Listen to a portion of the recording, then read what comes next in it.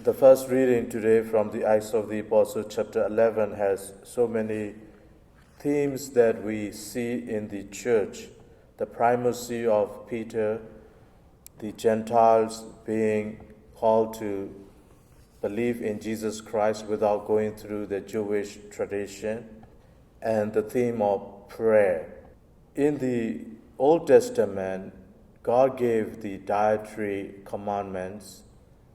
That means forbidden foods are there.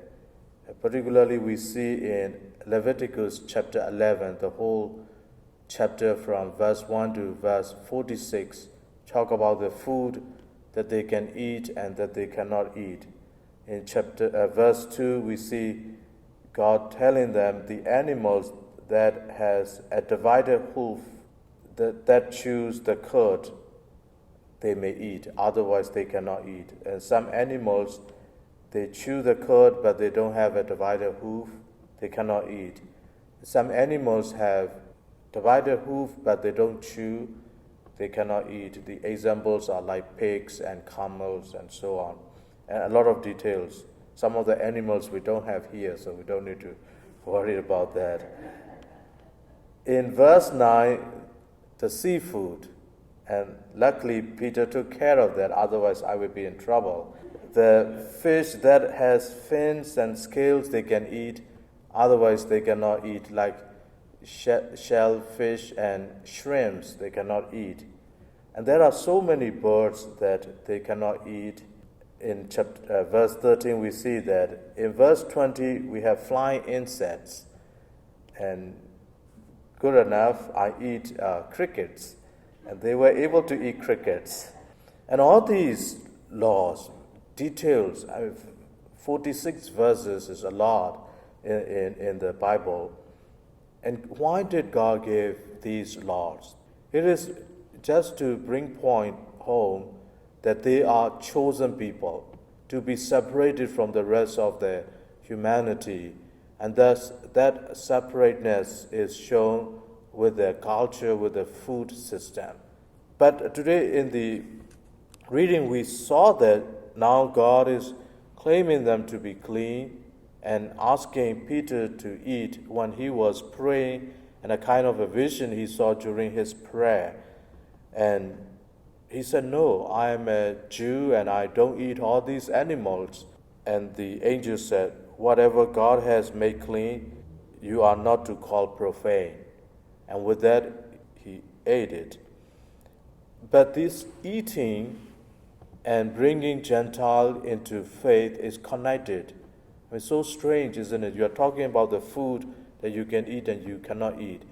But the theme is Peter baptizing Cornelius, who was a pagan influential officer, and with servants and a lot of people around. And he went and stayed in his house for 3 days, and he ate the food that they provided, and the whole household became a believer. And this verse, this chapter 11, is also used by the Catholic Church to prove that the child baptism is right from the beginning of the church. When Cornelius' family was baptized, it is not only the adult. When you say the household, the grandparents, parents, children, and the grandchildren, it is a cultural background. In those cultures, people live together in the same house. They don't move out. And here we see that when Peter baptized Cornelius, children were also baptized. And that's why this chapter 11 has a lot of different themes. We see that. And the Good Shepherd theme continue as we had yesterday for the Gospel on Sunday.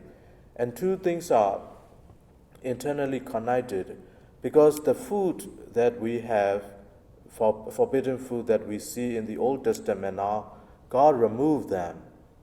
And does God mean that now that separateness is gone, like between the Gentiles and the Jews?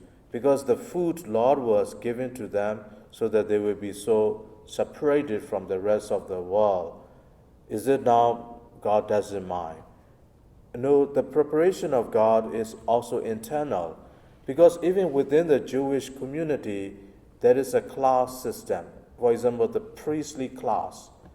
And when people grow vines or other crops, even the first fruits they were forbidden to eat. And that food only belongs to the priest. The people have to bring their first crops to the temple and offer to God, and only priests have the right to eat. And even the burnt offering, the sacrificial burnt offering at the temple, Jerusalem temple, only priests were allowed to eat. So even within the community, there is a separation with the priestly class and the people. We all are called to be priests. And the priests, like us, ordained, are called ministerial priests. And the priesthood that you have is through baptism, the universal priesthood. And God is showing that by preparation of this food law. And today, when we hear what Jesus said, He is the good shepherd, and He is in charge of taking care, protecting, and feeding. And here, main theme is the feeding. And we also see the role of Peter, the primacy of Peter. He was asked by Jesus in the last chapter of St. John, "Do you love me? Feed my sheep, tend my sheep." And by asking these 3 times this question, Jesus was asking him to feed. So for us, it is very clear. The Good Shepherd, Jesus Christ, and followed by the Pope and the bishops. And we all participate in that priesthood, but we are fed by the church.